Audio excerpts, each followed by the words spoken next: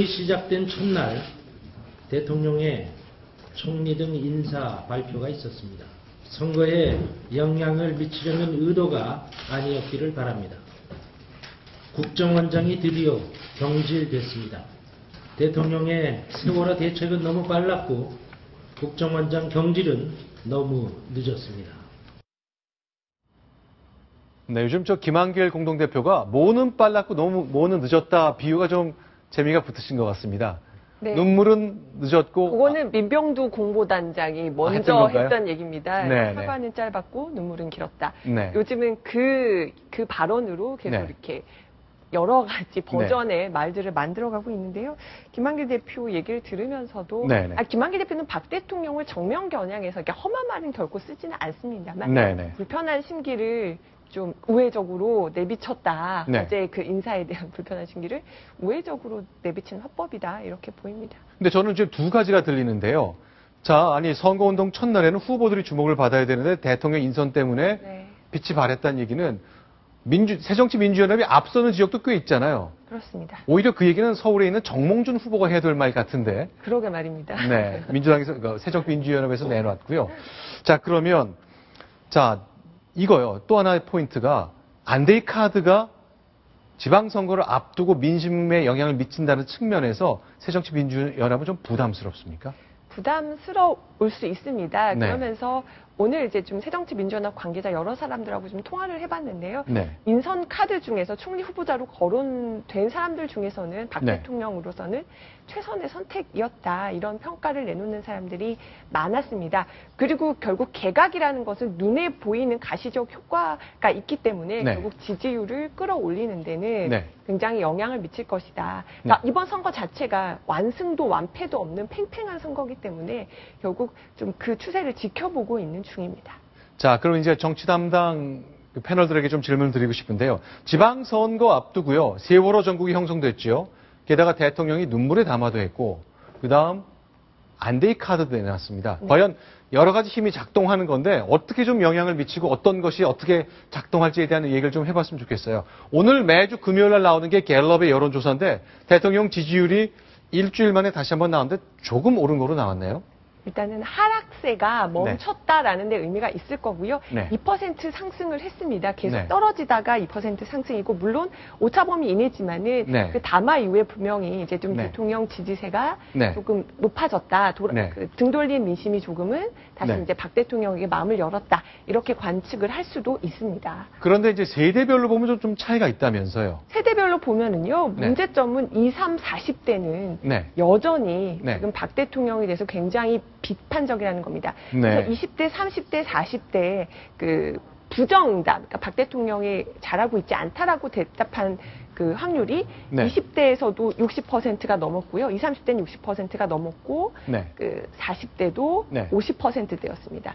결국은 앵그리맘이라고 하죠. 결국은 이 세월호 참사로 인해서 그 같은 또래 자녀를 잃은 그 부모들을 보면서 앵그리맘들의 또 민심이 많이 이번 투표에 작용을 할 것이다. 이런 얘기들이 많이 나오죠. 자, 그러면 이제 역시 이제 최대 접전은 수도권이죠. 서울, 경기, 인천인데 그 세 지역의 후보 지지율이 대통령의 눈물 담화 이후에 어떻게 바뀌었는지 하나씩 좀 짚어봤으면 좋겠습니다. 일단은 서울시장 서울은 더 선거의 벌어졌네요. 경우는 별로 영향을 미치지 못하고 있습니다. 네. 13일과 21일, 그러니까 그 대통령 담화 전후에서 조사한 건데요. 오히려 갤럽과 중앙일보의 여론조사인데 차이가 더 벌어진 것을 볼 수 있습니다. 대통령 담화보다는 어떤 좀 후보에 대해서 오히려 더 그 민심이 서울 시민들이 좀 많이 판단을 하고 있는 게 아닌가 이런 생각이 듭니다. 저는 지지율이 50%를 넘었다. 저 부분이 상당히 의미 있는 숫자 아닌가 하는 50% 벽을 깼다 그 얘기죠? 그렇죠. 그동안 50% 넘었던 기록은 없었던 걸로 기억나는데 상당히 벌어지고 있는 부분입니다. 자, 그럼 서울은 그렇고요. 경기나 인천은 어떤지 한번 봤으면 좋겠습니다. 경기 먼저 볼까요? 경기도 큰 영향은 없다. 그러니까 김진표 후보는 1% 상승을 했고 이제 남경필 후보는 약 3% 정도 상승을 했었는데요. 뭐 다른 여론조사에서는 김진표 후보가 오차 범위 내지만은 남경필 후보를 앞서는 여론조사도 있었습니다. 아직은 그렇게 큰 영향을 미쳤는가에 대해서는 좀 판단하기 좀 어려운. 경기도는 이제 접전이 진행 중인데 남경필 후보가 조금 앞서는 듯하다는 인상 정도겠군요. 네. 근데 이제 좀 바라볼 것이요. 이제 김진표 후보가 워낙 많이 쫓아오니까 오늘 새누리당에서는 비대위 회의 때 이완구 원내대표가 이례적으로 이제 김진표 후보 공약을 비판을 했습니다. 보육교사들을 전부 공무원화하겠다 이런 공약이 있는데요. 여기에 대해서 이완구 원내대표가 이건 제2의 무상급식 공약 되는 거 아니냐 이러면서 회의 때 거론했거든요. 이건 어떤 새누리당의 경기만은 지켜야 된다.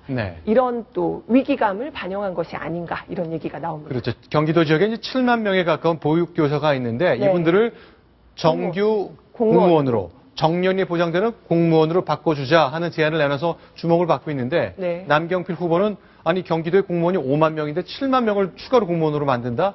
그러니까 국민 부담이 더 든다 뭐 이런 얘기겠죠. 네, 자, 그 관련된 내용은 저희 뉴스탑10 시간을 통해서 다음 주 시간이 될 때 좀 집중 진단을 해봤으면 좋겠고요. 자, 이번엔 인천으로 가보겠습니다. 인천은 과연 대통령 눈물의 담화 이후에 여기도 대체로 비슷하네요. 조금씩 올랐네요. 조금씩 올랐고요. 그렇게 큰 영향이 미치지 않은 것으로 보이고요. 이제 유정복 후보의 경우도 안전행정부 장관 출신이고 본인이 안전 담당인데 그 안전을 지키지 못했다. 세월호 심판론의 좀 중심에 있는 후보이긴 합니다. 그래서 좀 부담스러울 텐데요. 역시 그 눈물의 담화가 큰 영향을 미치지는 못한 것으로 나왔습니다. 저는 저 여론조사 하나 읽어야 될게요. 양쪽이 다 조금씩 올라가잖아요. 그런 부분이 이제 부동층, 이런 부분이 이제 얇아지면서 양쪽 표를 결집하는 효과. 그 효과가 오히려 새정치민주연합 쪽에서 더 빠른 거 아닌가.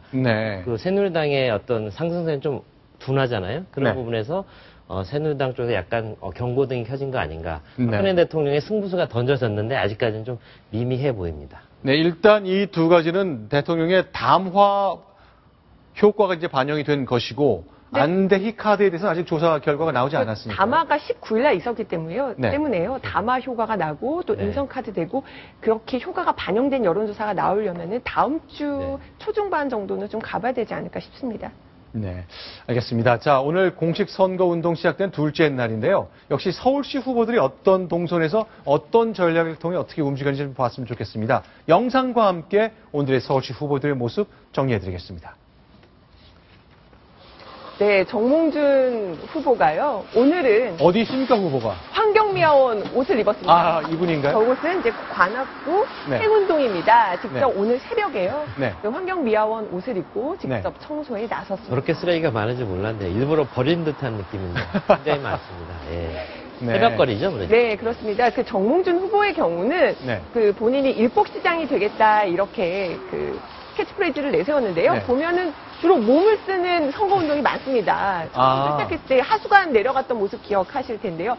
아무래도 본인이 너무 뭐 회장님, 재벌 이런 이미지가 강하다 보니까 오히려 좀 이렇게 서민적 행보를 보일 수 있는 모습. 그러니까 오늘은 또 환경미화원 체험을 하면서 이렇게 서민들과 대화하고 공감하는 모습을 보이려는 선거운동 좀 전략을 짜봤습니다. 1일 청소 미화원이 된 모습 확인했고요. 이번엔 박원순 시장입니다. 박원순 후보는 경희대 오늘 학생들과 점심을 같이 먹었습니다.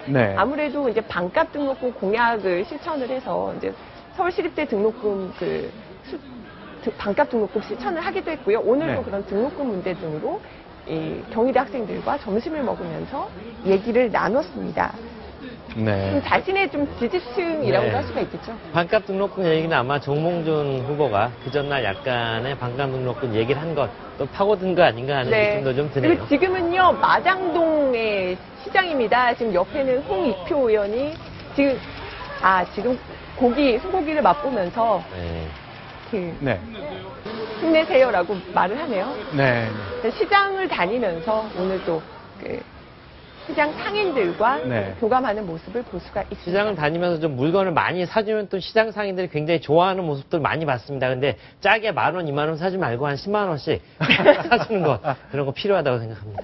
자, 그런데 오늘 이 대통령의 영향력, 박근혜 선거의 여왕이 없이 치러지는 10년 만에 선거가 왔다는 점 때문에 이번 선거를 관심을 갖고 있는데 대통령이 당내 장악, 새누리당 내 장악에 대해서는 의심하는 사람이 없었는데 오늘 꼭 그런 것만은 아닌 것 같다는 결과가 나왔죠. 국회의장이 선출됐는데 의외의 사람이라면서요. 네, 19대 하반기 2년을 책임질 국회의장 선거였는데요.